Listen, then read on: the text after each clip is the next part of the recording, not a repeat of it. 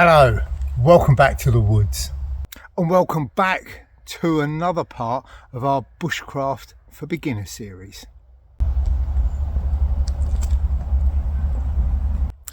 That's right, this one follows on from our last one, which was all about clothing, what we wear. In this video we're going to look at, well, the gear, what we carry and what we're going to carry it in. So as with the parameters for the clothing that we chose, I've tried to do the same with the gear. I've tried to keep it, well, relatively light, simple. If it's simple, there's less to go wrong. Cost effective in case you are buying it all from scratch. And I've also tried to keep it relevant to the course content. So it's going to be stuff that we're going to be using through the rest of the course. I haven't included a 4-season sleeping bag, a snow shovel, etc, etc, because, well, that's not part of the course. Now stop, rewind, let's go back to that cost effective bit, because it's been mentioned a couple of times that I'm a bit anti-brands. I'm not, and I don't mind spending money on good kit. Indeed, over the years, yeah, I've spent money on kit and it served me very, very well. But what I always think with videos where other people are going to be watching is, I think, well, they might not be able to afford all of that stuff. And what I don't want the money to be is a barrier to coming out in the outdoors. It doesn't have to be. You don't have to go out and spend 300 quid on a jacket to come out in the woods when you can spend 30 quid and still spend lots of time out in the woods. A classic example of this, and I've always taken inspiration from it, was Morskahansky. What did he always carry? A Mora knife. I was lucky enough to meet him on several occasions. I think only once did he have something else. He had a skookum bush tool, as you would expect, but he didn't have it very long, about 20 minutes, and then he gifted it to my brother, and then he took a Mora out of his pocket. And that way, and I know his philosophy was that if they saw you using that knife, that expensive knife, they might think that it's you're able to do those things because you've got that knife that's expensive. But actually you can do the same thing with a Mora knife, and I think the same of an awful lot of gear. You can get out here, you can do bushcraft, and you don't have to spend a lot. So the list of gear, well, what I've done is I've focused in the same way as I do if I'm packing to go away for a weekend or a trip away. And I've got it mainly focused on 6 areas. So the first one is, well, shelter, then warmth, then water, then food, then first aid and admin, and then finally, well, something to carry all that stuff in. And as I said, I've kept it as simple as possible. Now, before we get into all of that, if you are new to the channel, my name is Neil. If you're enjoying this content, then remember to like and preferably subscribe to the channel. Now, I have set myself a little goal. I want to try and get one of those play buttons. I don't care which one, I'd like to get one. I think I need to get probably about 100,000 followers, which is a big ask, especially as well. I haven't got a dog, I haven't got tits, and I don't talk about Keir Starmer or any other politics. But with your help, well, I might get there. So like, hit that subscribe and the notifications bell.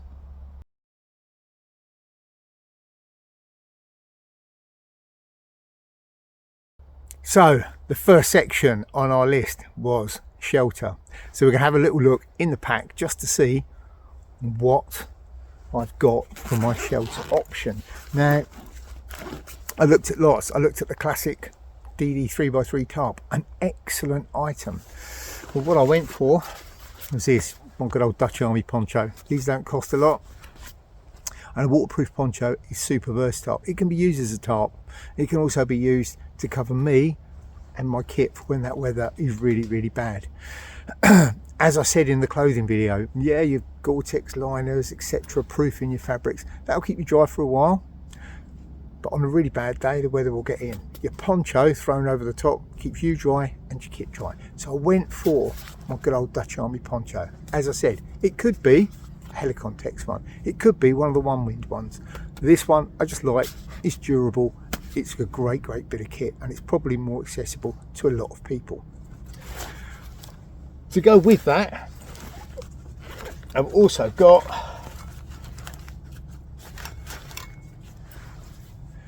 .50 feet of type 3 550 paracord.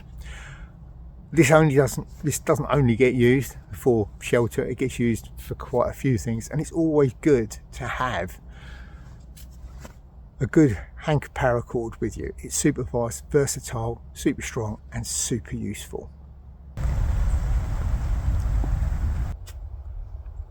So my next section is warmth, stuff that is going to keep me warm. Well, yes, obviously I've got my clothing in here, I've got my woolly hat, I've got my fleece jacket, I'm wearing kit that's going to keep me warm, but I also want to carry stuff that's also going to help me in staying warm. So my first item on warmth is one of these. This is a kneeling or a sit pad, and it's just very good, A, for comfort, but also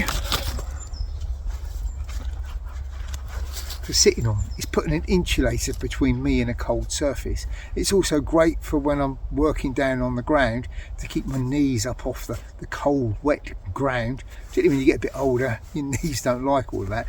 But the little sit pad, and you can get them in garden centres and DIY places, anywhere that sells gardening supplies, and they're super cheap, super light and super great. They can also be used for fanning your fire. So number one of my little sit pads.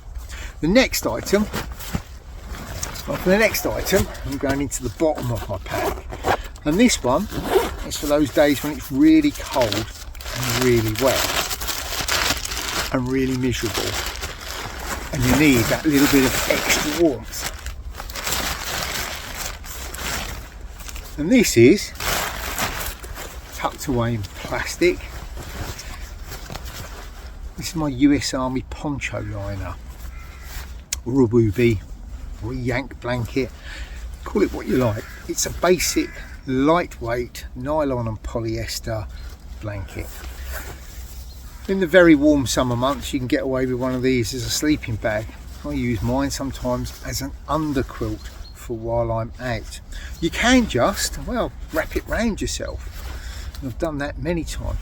You can put it on the ground, again to give you that little bit of insulation. You can, well, it's fairly easy to modify. Okay, you can put a little zip in there, and what that allows you to do is chuck it over your head so you can wear it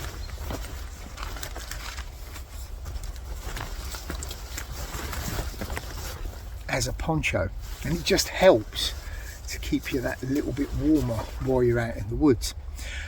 It's also a good emergency item. It's an all-round useful bit of kit, and they don't cost a great deal of money. So the next warm item, the wooby. Now it doesn't have to be one of these. It could be a top quilt, it could be a woolen blanket. If I'm sleeping around the fire, a woolen blanket quite often is much more preferable to these. It's also that bit warmer. It's also a bit more heavy and a little bulkier to carry. These, you can pick these up for, I think I looked at sort of £20 upwards. You could go for one of the Helicon Tex Swagman rolls, which is just, it's one of these updated, but it'll cost you a lot more money. If you go down the woolen blanket route, well, pop into charity shops, army surplus shops. I've got several very good ones from army surplus shops, but they're not green. I've got me purple and bright orange, because they used to actually issue them for hospitals and med centres in other colours other than green. Same blanket, different colour, works exactly the same. So warmth item number 2 is my little poncho liner. Now with that wooby, I did a video on alterations you can make to them, and what I'll do is I will put a link in the description box down below so that you can check that out.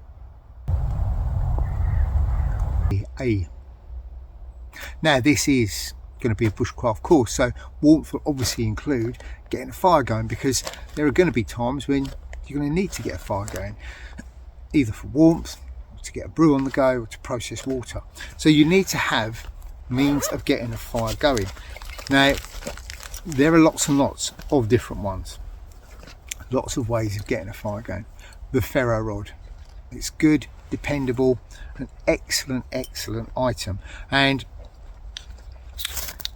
this one's a Forest Fundamentals one, a great bit of kit.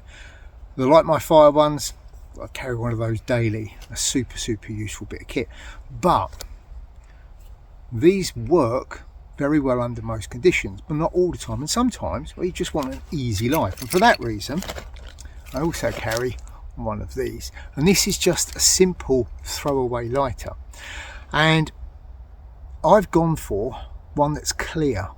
And the reason we go for one that's clear is so that you can see how much gas is left in it. What I've also put onto here is a good old chunk of Gorilla Tape. Now Gorilla Tape has 101 different uses, but it's a very good fire lighter, as well as being good for fixing kit as well. So the length of this, wound around that, and you've always got reliable means of getting a fire going. Even if the weather is horrible, you'll definitely get your fire going with this little combination.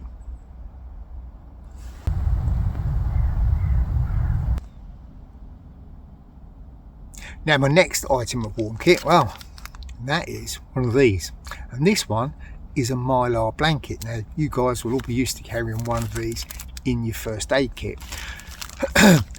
This one I think is an excellent item for emergency warmth if you need it, and in the course indeed we will be using this to help keep us warm. So next item, Mylar blanket. So as well as those in my warm kit, I also carry one of these, and this is my survival scarf, and essentially it's a massive great big parachute silk bag. I can use it as a scarf, but I can also use it in lots of other ways. I could have included it on my clothing list, but it tends to be used more as a piece of equipment. It's so versatile, weighs nothing, compacts down really small, and is an excellent multi-purpose bit of kit. Now these, well, from time to time I sell them, and there are going to be some coming up in the shop, but also again you can make these yourself, and I will put a link to a video that I show how you make these in the description box down below. But it is an essential bit of kit, and it is something that we're going to be using later on in the course.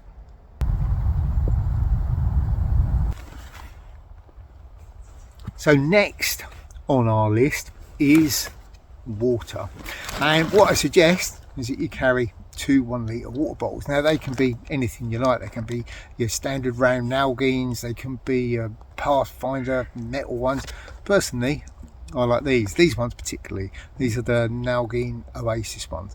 The reason I like these with this particular type of pack, well, they're nice and narrow and they slide nicely into those pockets on the side. So 2 water bottles. What you're also going to need as well, a couple of other little items.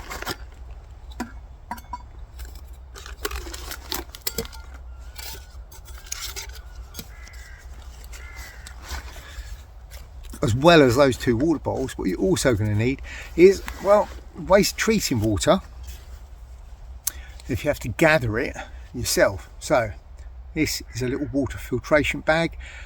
There's the good old standard Millbank bags. There's the one that Forest Fundamentals do. This is a Parasilk version that I've made up. Again, I've got instructions for these in a video, and I'll link that in the description box down below. Now, as well as filtering the water, well, there's lots of different ways we can treat it to kill the stuff that's inside it. The simplest way is a set of these, some sort of chemical purification.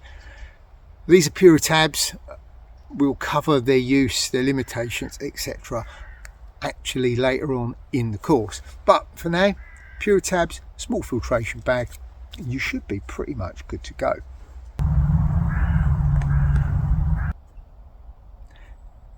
So the next section is food, and the first item that we're going to look at, well, there's a bit of a crossover between food and water, because it's this item. This is a metal mug with the folding handles, a military style.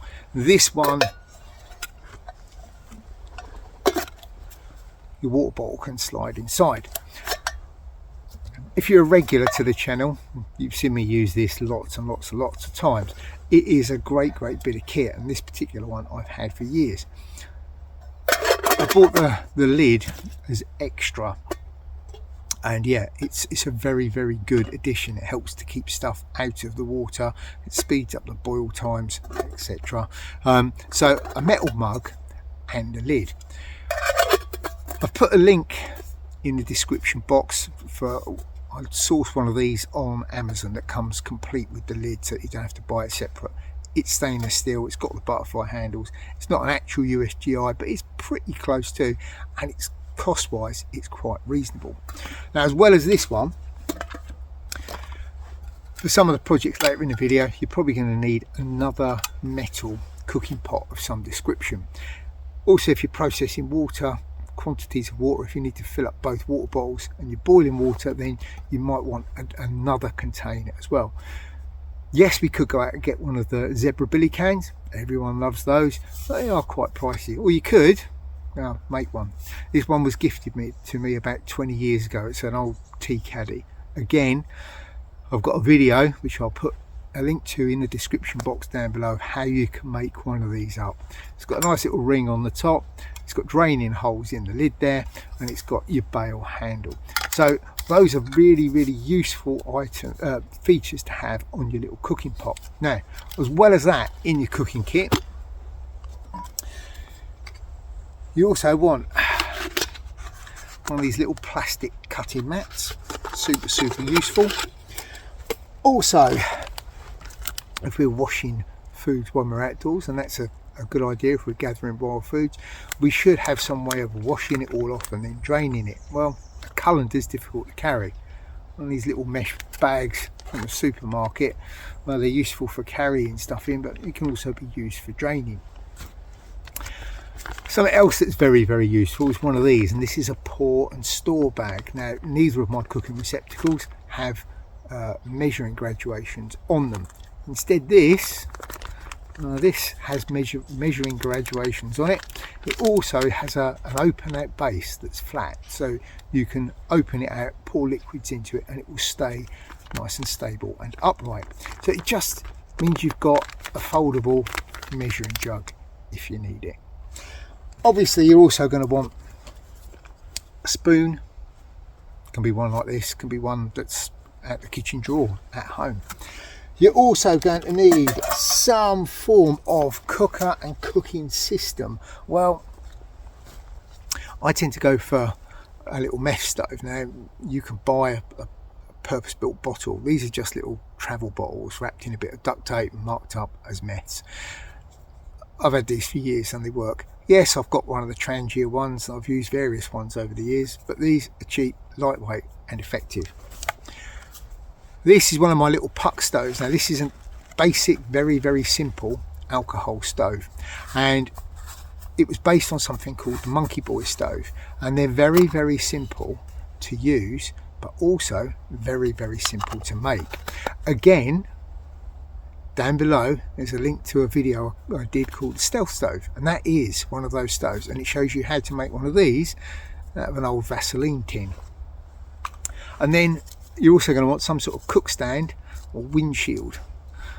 I use one of these, and this is a polymath stealth stove.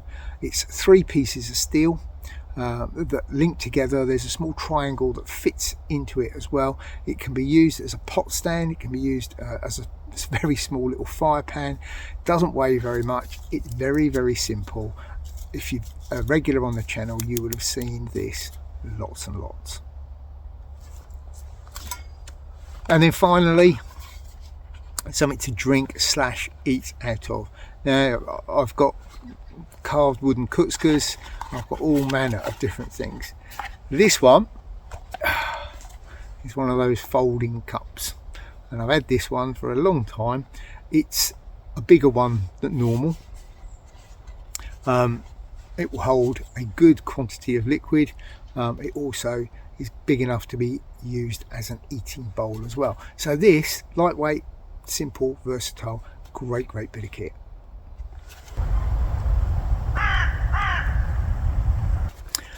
So next up on our list is, well, first aid. We should always carry stuff with us for if things go wrong. And things do, even to the best of us, those who've been doing it for years. You can nick your fingers, get burns and burn your hand, etc, etc. So we should always carry a first aid kit of some description. Now this is my small personal first aid kit. I've had this one for years. It's in a solid container so the contents don't get crushed, and it's got all the items in there that through experience I know I'm probably going to need. What I would say to you is only carry the stuff you're actually trained to use. Yeah, everyone seems to want to carry tourniquets and Israeli bandages and all of that type of stuff, quick clot, etc. But only carry it if you know how to use it. You don't want to be using it for the first time. Well, and you've got blood spurting out your thigh and trying to figure out which bit goes through where, which way. No. Only carry what you are trained to use. So that one lives in my rucksack. In my pocket, one of these, and this is one of my little cuts kits. And all this is a very simple first aid kit with a few plasters, a few little bits and pieces in there, antiseptic wipes, blister pads, pins, those little bits and pieces. Again, with both of these items, the cuts kit and the first aid kit, there are videos which I will put in the description box down below that you can go over and have a look and see what stuff I carry in there. So the last section is, well, admin, those bits and pieces that we might need while we're out and about. So those first ones, because sometimes you're going to be out and it's going to be dark, is a small torch. I've gone for a little head torch. This is one of the little sofa ones. Great little item. I did a review of these a while ago. It's light, powerful, does what it says on the tin. Great little item. Next up, a notebook and pencil. Doesn't have to be a super duper waterproof one. This one is just a simple one. And again, to make sure it stays waterproof, I put it in a little plastic bag. Something else that's useful where we're at is some sort of hygiene kit. So packet of tissues for if nature calls, a little bit of liquid soap. This is a little tube of those little paper towels that are compressed down into tablets. Very useful. And then the last item, that's part of my admin stuff, and I wouldn't be without it, is this one. My little bright orange bandana. I've got a few of these. They live in my pockets. Useful for if we've got to empty out small items so we don't lose them on the woodland floor. Also usable if I want to mark something that I want to come back to, or if I want to mark my camp because I'm walking away perhaps to answer the call of nature and I need to know where I am. This stands out very well. It's also useful if you've got to take a hot pan off a fire, or if you want to just use it as a sweat rag around your neck in the summer. A bandana, super useful bit of kit. And my last little bit of admin. So that is the gear. The last thing we need, well, is something to carry it all in. Now, the array of rucksacks that are out there is quite overwhelming, and you can spend a huge amount of money on a rucksack. To be honest, well, if you've got one of the old PLCE type Bergens, yeah, it's very big, but you don't have to use the side pockets. You can just put it all inside, and they do shrink down quite well. I've got an old Berghaus Cyclops Rock back from 1983, which I use, and again, it's a great item. What I've gone for on this particular occasion is one of these, and this is a rucksack from Highlander. I picked this up just before Christmas, and they were £35, which for a 40-litre rucksack I think is pretty good. It's got plenty of features. It's got a padded back system, reasonable shoulder straps, etc. Zip pockets on the sides. A really good item. They've gone back up in price. They're now, I think, back up to £55. But again, from what I've seen for a rucksack, that's not bad at all. And so far, I've used it a bit over the last few weeks. It's been very, very good. But don't dash out and buy something new. If you've got a PLCE rucksack, well, you can use it for everything. Just as I said, don't put the side pockets on, put the items in you need and only those items, pull in all the compression straps, job done. And the same can be said of any larger rucksack. In fact, there is a bit of an advantage if you try and fit all of that stuff that I've got there into a small rucksack. Well, it's going to be quite heavy, particularly as it's got narrow shoulder straps because it's only a small rucksack. Larger rucksacks have wider, more padded straps, and so you're spreading that weight out, and so it becomes that little bit more comfortable. But a rucksack of anything between 30, 35 up to sort of 60, 70 litres should be enough. As I said, this one's a 40 litre, and yeah, it easily carries all of that stuff that I showed you there with ease.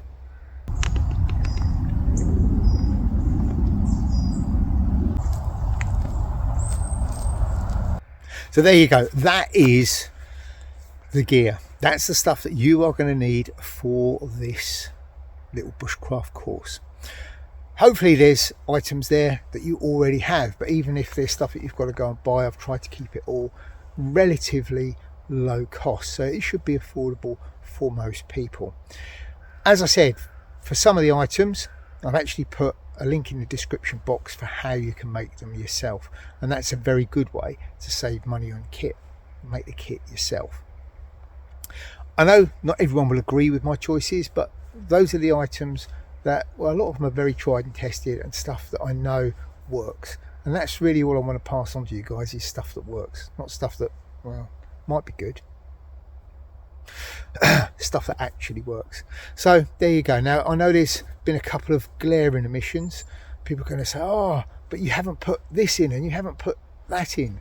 Well, this is part of a course, and as part of that course, well, you're going to be making some items. So there is that. Tools, because there's so many of you going to be going, oh, there's no knife in there, oh, there's no axe in there, oh, there's no saw in there.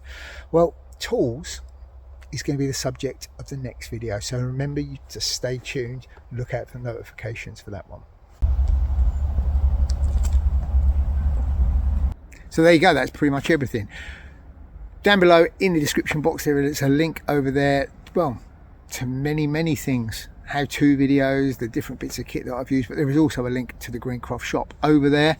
Well, there's about to be some more of the Greencraft patches. I'm waiting for those to come in. What is going to be going up, well, an early heads up, there's some more of those EDC Lite pouches. They're about to appear in there, and there's also some of my Forester pouches, a few.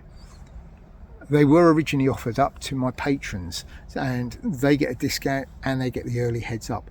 The ones that are left, well, they go up in the shop, so pop over there, check those out. There's also going to be a run of those survival scarves as well, so head over there, have a look at the shop. There's also going to be, in other news, well, a bit later in the year, there is going to be something called the Shropshire RV. Look it up online. Years ago, we used to go, as a gang of us, many years ago, used to head down to the Cornish RV, and the guy behind that is setting up the Shropshire RV. I'm going to be there. There's going to be quite a few other people there.